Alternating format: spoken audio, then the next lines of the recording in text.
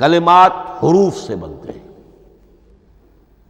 عربی زبان کے حروف 28 یا 29 ہیں، الف اور حمزہ کو ایک ہی مانیں گے تو 28 رہ جائیں گے، الف علیحدہ حمزہ علیحدہ تو 29 ہو جائیں گے۔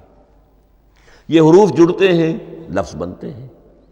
لفظ محمل بھی ہوتا ہے لیکن کلمہ وہ کہلاتا ہے جو بامعنی لفظ ہو۔ پھر ان کلمات کو آپ جوڑتے ہیں، یہ مرکب توصیفی بن گیا، مرکب اضافی بن گیا، مرکب عددی بن گیا، مرکب جاری بن گیا۔ پھر ان مرکبات کو جوڑ کر فقرہ بنتا ہے، جملہ بنتا ہے، کلام مفید جس کو کہا جاتا ہے۔ قرآن مجید کے اعتبار سے علامہ سیوطی نے مخصوص جو قرآن کی اصطلاحات ہیں ان کے حوالے سے ایک بات کہی ہے، لیکن واقعہ یہ ہے کہ قرآن کی اصطلاحات خود اپنی ہیں، دنیا کی دوسری کسی بھی اصطلاحات پر ان کو قیاس نہیں کیا جا سکتا۔ لیکن جاہز چونکہ قدیم تھے، انہوں نے قرآن مجید کو کہا یہ دیوان کی شکل رکھتا ہے، جیسے کہ حافظ کا دیوان، کسی اور کا دیوان۔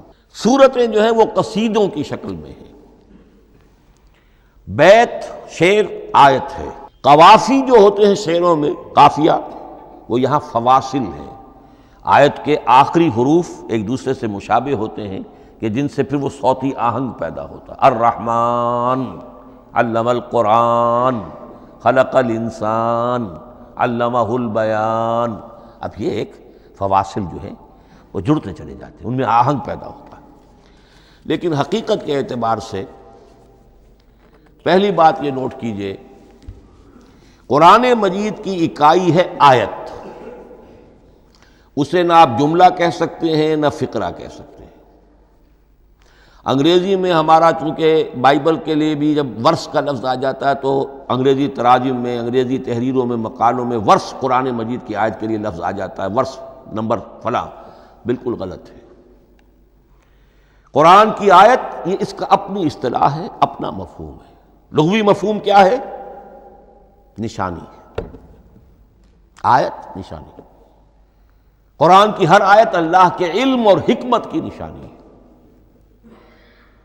اب قرآن کی آیتیں نوٹ کیجئے، صرف حروف پر بھی مشتمل ہے، الف لام میم حروف مقطعات اور آیت بن گئی۔ وہ مرکبات ناقصہ پر بھی مشتمل ہے، والعصر مرکب جاری ہے، حرف جار، آیت ہو گئی۔ پورے جملے پر بھی مشتمل ہے، ان الانسان لفی خسر، ایک جملہ ہے، اور 10 جملوں پر بھی مشتمل ہے۔ اللہ لا الہ الا ھو الحی القیوم لا تأخذہ سنۃ ولا نوم لہ ما فی السماوات وما فی الارض الی آخر الآیہ۔ آیت الکرسی کا انالیسس کیجئے، 10 جملے موجود ہیں اس میں۔ تو نوٹ کر لیجئے، یہ چیز توقیفی کہلاتی ہے، یہ کسی گرامر کے اصول پر نہیں ہے، کسی منطق کے اصول پر نہیں ہے۔ آیات قرآنیہ کی تعیین توقیفی ہے، یعنی حضور کے بتانے پر موقوف ہے۔ حضور نے بتایا والعصر، یہ آیت ہو گئی، آیت ہو گئی، ہم آیت مانیں گے۔ الف لام میم آیت ہو گئی۔ قاف حرف ایک ہے، یہ آیت نہیں ہے۔ نون ایک حرف ہے، آیت نہیں ہے۔ قاف والقرآن المجید ایک آیت بنی، نون والقلم وما یسطرون ایک آیت بنی۔ تو اس طریقے سے اس کو کہتے ہیں توقیفی، موقوف علیہ ہے حضور کے بتانے پر۔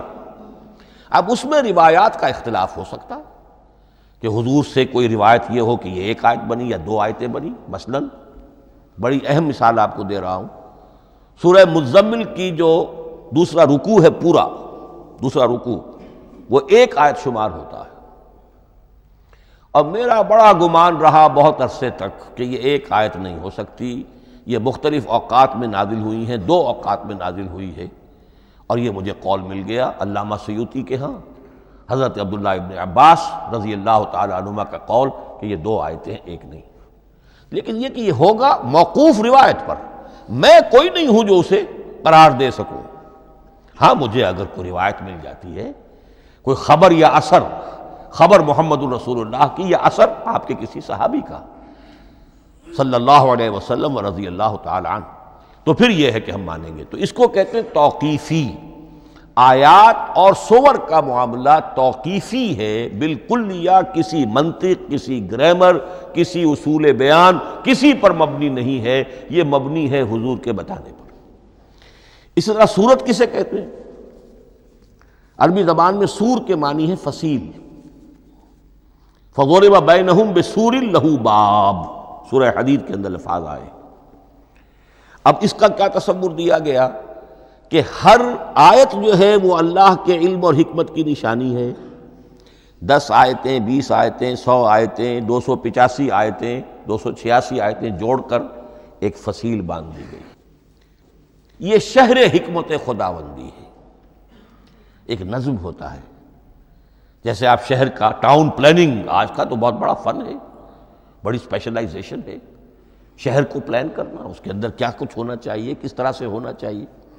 تو یہ سورت جو ہے یہ ایک یونٹ ہے قرآن مجید کی، اور اس کا جو لفظی معنی ہے فصیل، گویا کہ اس نے گھیرے میں لیا ہوا ہے ایک شہر معنی کو، علم و حکمت کے ایک شہر کے گرد یہ فصیل جو ہے پوری ہوئی ہے۔ اب اس میں نوٹ کر لیجئے جہاں تک، اچھا جیسے آیتیں چھوٹی بھی ہیں بڑی بھی ہیں، والعصر بھی آیت ہے، اور الف لام میم بھی آیت ہے، اور جیسا کہ میں نے عرض کیا آیت الکرسی بھی آیت ہے۔ اس طرح سورتیں چھوٹی بھی ہیں بڑی بھی ہیں۔ سورۃ العصر 3 آیتیں، سورۃ الکوثر 3 آیتیں، سورۃ النصر 3 آیتیں، 3 ہی سورتیں 3 آیتوں پر مشتمل ہیں۔ 3 سے کم پر کوئی نہیں، 2 آیات کی کوئی صورت نہیں ہے۔ لیکن آگے آپ چلتے جائیے، اس کی بڑی سے بڑی تعداد سورہ بقرہ جو ہے سب سے بڑی ہے۔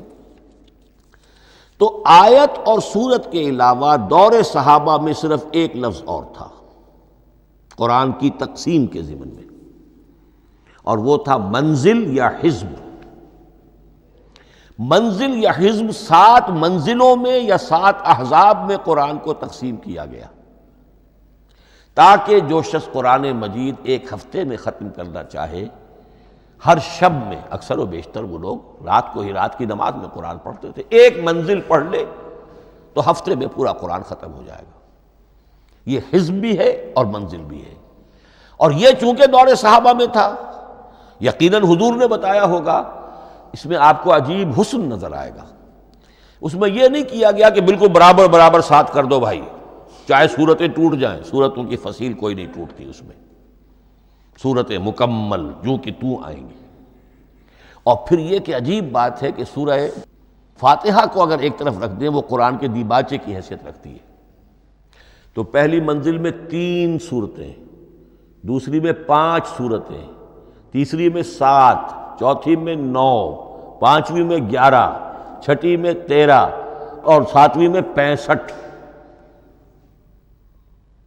یہ ہے کہ جو ان سورتوں کی ایک بڑی، جیسے کہ ایک سیڑھی چڑھ رہی ہے، اور تقریباً مساوی ہو جاتے ہیں، کوئی 4.25 پارے ہے، کوئی 4.5 پارے ہے، کوئی 4.25 پارے، اس طریقے سے ہے، تقریباً مساوی۔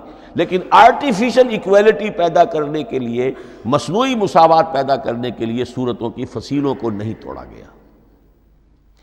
اس سے آگے چل کر جو پاروں کی تقسیم ہے وہ بہت بعد کی بات ہے، 30 پارے، اور اس میں آپ کو یہ ساری قباحتیں نظر آئیں گی۔ اس میں سورتوں کی فصیلیں توڑی گئی ہیں۔